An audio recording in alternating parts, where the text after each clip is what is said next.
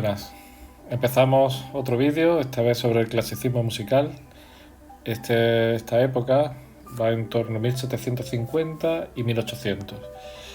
Es una época muy cortita dentro de la historia de la música. Fijaros, el clasicismo es un periodo que se enmarca entre el barroco y el romanticismo. Suele fecharse entre la muerte de Juan Sebastian Bach y los primeros años de 1800. Es una etapa que, aunque corta, marca la transición de la edad moderna y la edad contemporánea. Para centrarnos en su contexto histórico, tenéis que ver que esta época es la ascensión de la burguesía, donde obtienen bastante poder político y económico, lo que causará distintas consecuencias en el mundo de la cultura y la música. En la segunda mitad del siglo XVIII, esta serie de acontecimientos importantes y reformas sociales será como el germen de la Revolución Francesa, en 1789, que romperá con la monarquía absolutista. El lema tan importante de esta revolución, libertad, igualdad y fraternidad, será llevado en todos los contextos y también a la música, por ejemplo, en ciertas composiciones de Beethoven. En cuanto al contexto cultural, tenemos que el clasicismo es la época de la Ilustración, este movimiento cultural promovido por la burguesía para hacer que la educación llegue a todas las clases sociales. Para ello crean la enciclopedia de Diderot y de Lambert. En Francia este movimiento de la Ilustración se llamará enciclopedismo, por esta misma enciclopedia. Con respecto a los músicos, se van a liberar un poco de las obligaciones de trabajar al gusto de los mecenas, obteniendo más independencia creativa, pero contando con el reto de poder obtener del público esas ganancias económicas que han dejado de ganar con los mecenas. La música irá abandonando los círculos eclesiásticos y de los palacios para desenvolverse en torno a la burguesía y con espectáculos públicos. En cuanto a lo artístico, tened en cuenta que este periodo quiere retomar los ideales de la cultura clásica grecorromana que se basan en el equilibrio, la sencillez y la belleza, dejando atrás el barroco, esa forma tan recargada musical. Por eso en distintas artes se llaman neoclasicismo. Esto en la música es más difícil de comprender, porque no podemos escuchar los modelos de la antigua Grecia y de la antigua Roma. Pero sin embargo, sí se podrán compartir esa búsqueda de la belleza y de la perfección en la forma musical.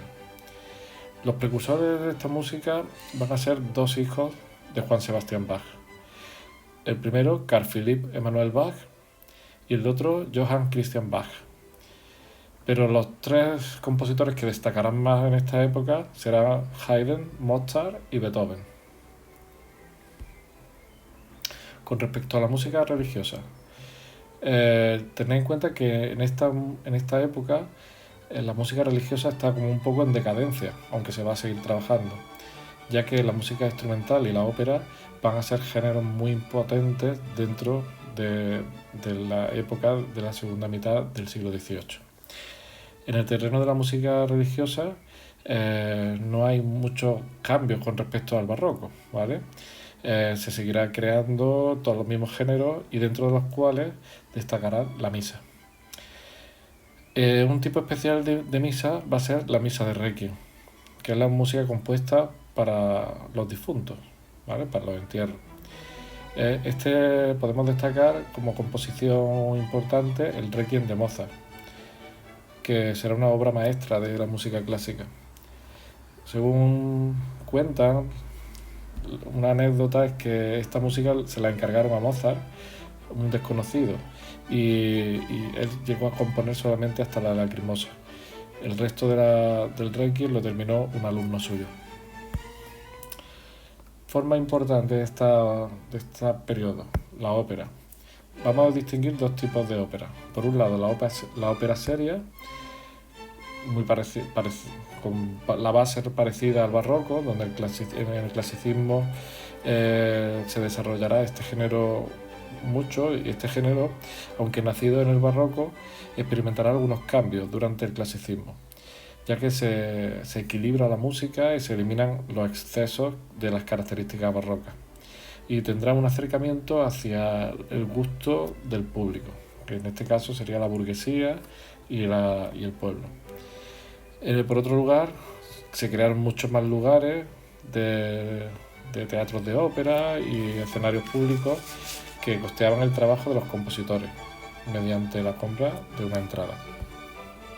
A mediados del 18, en Francia la ópera seria alcanza una gran complejidad y por ello estos argumentos mitológicos de los que habla la ópera seria eran demasiado sofisticados para que lo entendiera el pueblo.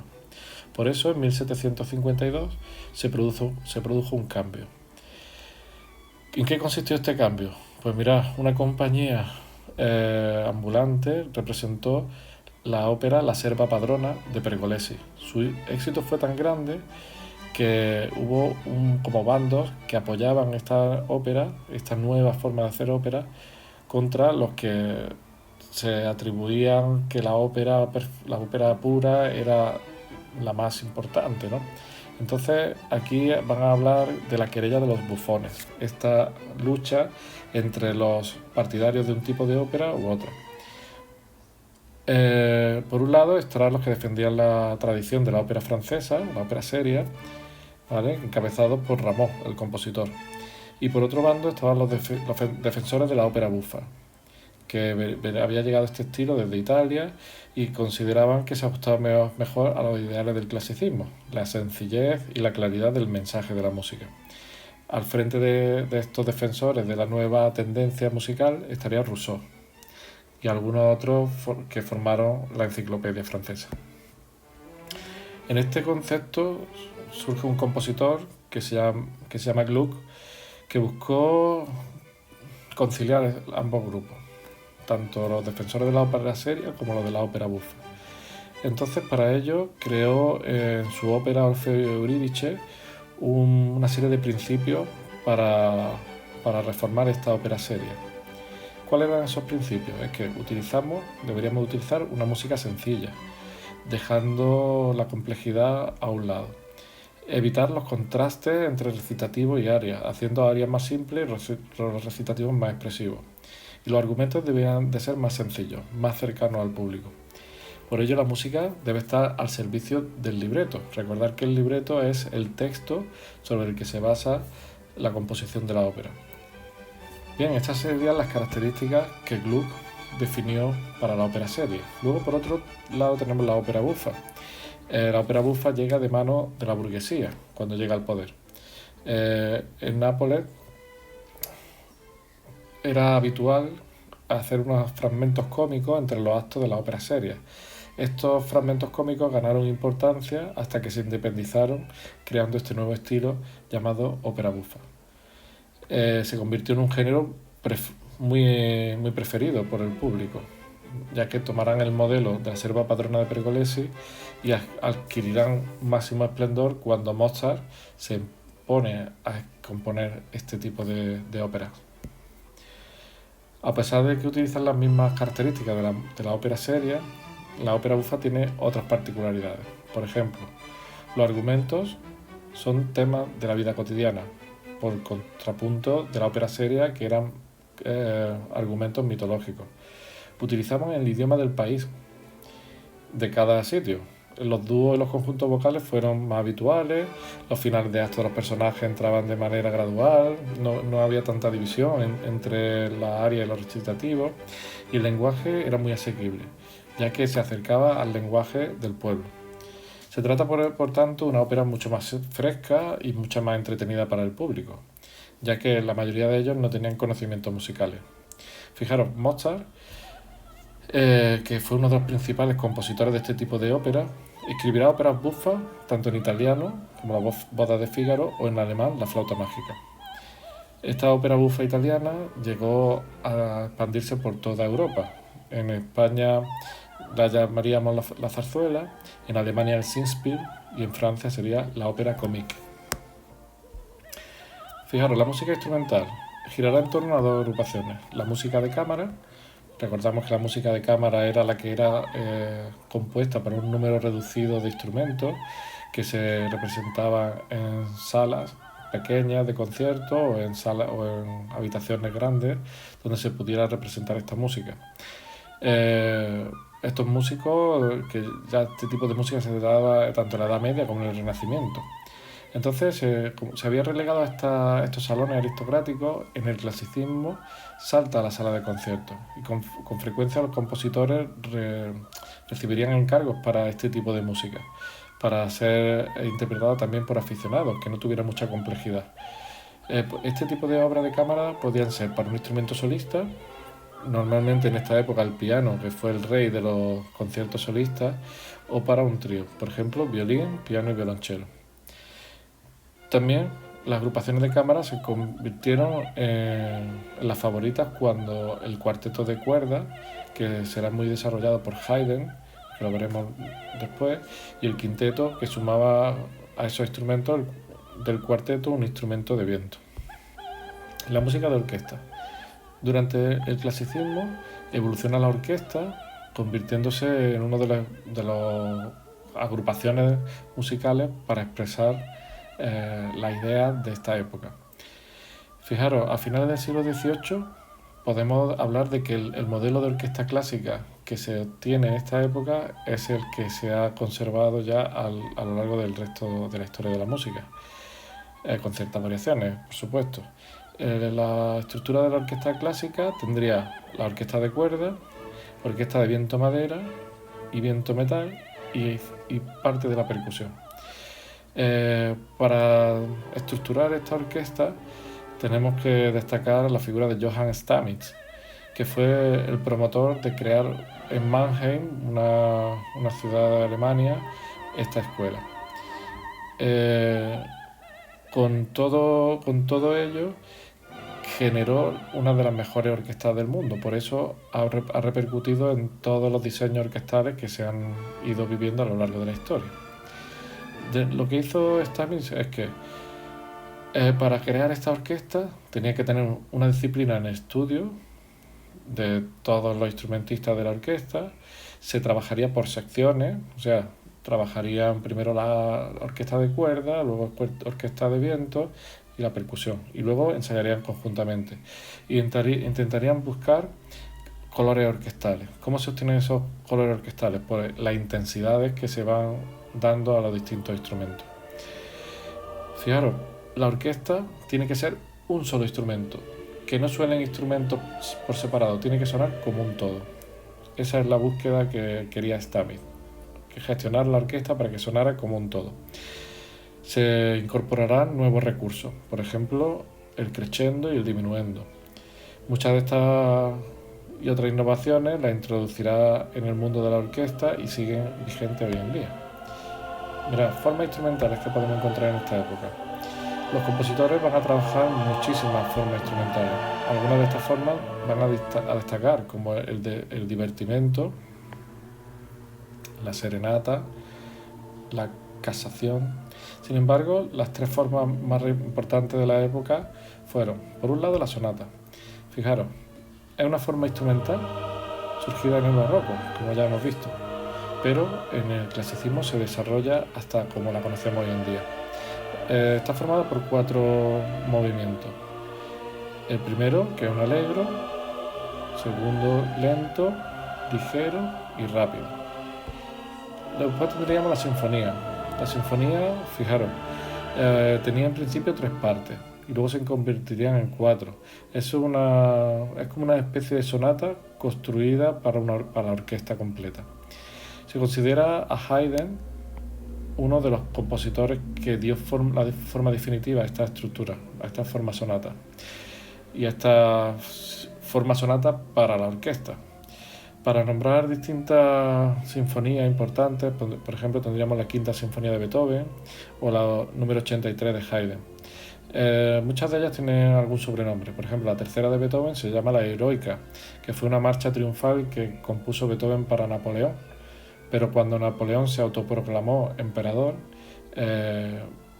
este compositor, Beethoven, que le había titulado la obra Napoleón, tachó el título y le puso el sobrenombre de la Heroica, y es una marcha militar.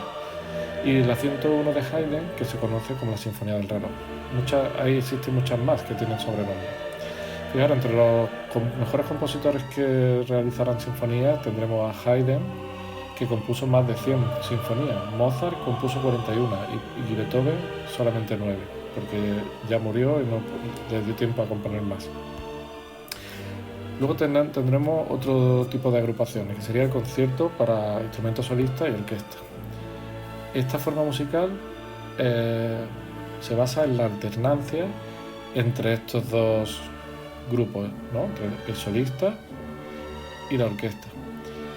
Es una forma dentro del concierto que prescinde del tercer movimiento, o sea, el concierto, que tiene 4 movimientos, en este caso no tendrá el tercer movimiento. Este tipo de obras hacen que compositores del clasicismo van a crear una avance orquestal, generando timbres y novedades dentro de esta escuela de Mannheim que hemos visto anteriormente.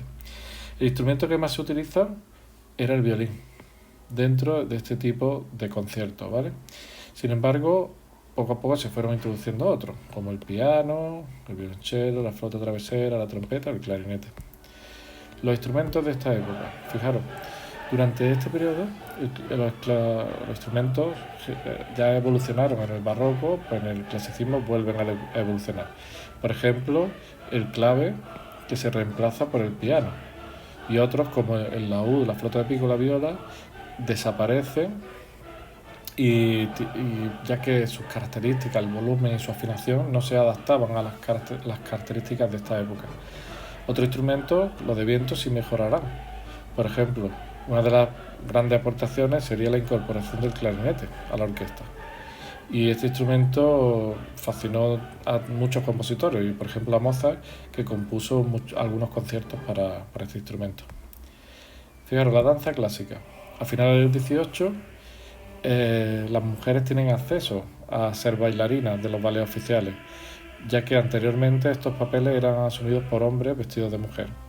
Existen muchos papeles travestidos dentro del ballet, incluso en la ópera también.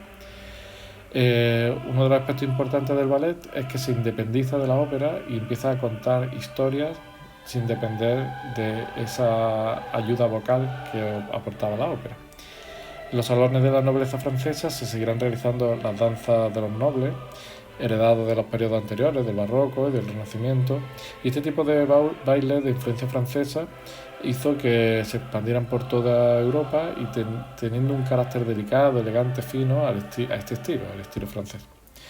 Mira, los principales compositores. Por un lado tenemos a Franz Joseph Haydn, un austriaco.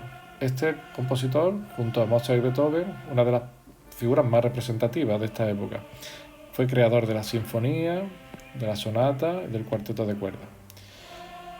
Aunque fue de origen humilde, estudió música y recibió clases de Pórpora, un gran músico de su época, a través del cual conoce a Gluck, y con toda esta reestructuración que se hizo de la ópera seria y de la ópera bufa, tomó ciertas características de esta estructuración que hizo Gluck para añadirla a su forma de componer. Uno de sus mejores amigos fue Mozart.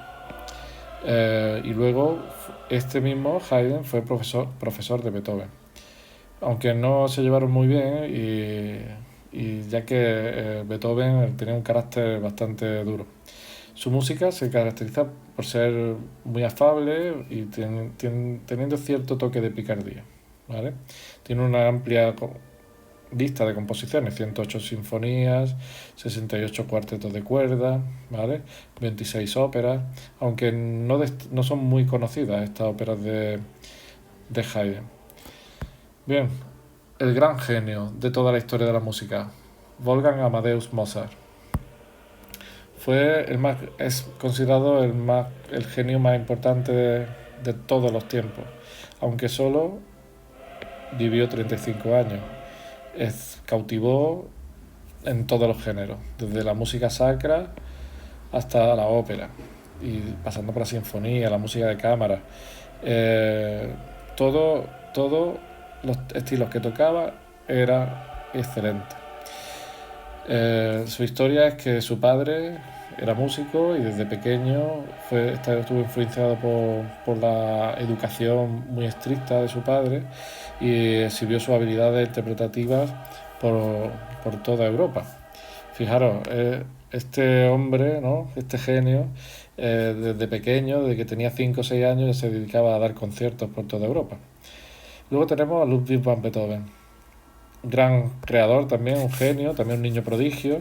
Su padre era cantante, ¿no? Y lo que hizo que estuvo muy conectado a la música desde pequeño.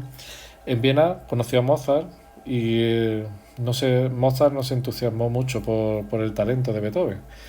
Pero pues, aunque luego conoce a Haydn y estuvo dando clases con él, el genio que tenía Beethoven hizo que dejara a Haydn y buscara su propio estilo musical. Por eso empieza a buscar distintos profesores y nobles que lo apoyen. Empieza a tener una sordera que va siendo creciente a lo largo de toda su vida y entonces empieza incluso a pensar en suicidarse. Es que este hombre, aparte de tener un don musical, era muy perfeccionista, hacía múltiples correcciones en todas las composiciones que él hacía. Entonces, por eso todas sus obras tienen incluso algunas versiones distintas. Destacar que solamente, por ejemplo, en la ópera solamente tiene una composición, ¿vale? Al contrario que sus otros amigos, ¿no? Mozart tiene muchas más óperas, Haydn tiene muchas más óperas, sin embargo Beethoven solamente tiene una. Este estilo sinfónico que se desarrolló influiría mucho en las generaciones de compositores posteriores, ya que se proyecta su estilo musical hasta entrado el siglo XX. Bueno, chicos, espero que os haya gustado el tema y que saquéis todo el jugo que sea necesario. Un saludo y nos vemos en la siguiente clase. Recordad, Minimúsicos es un lugar donde aprender.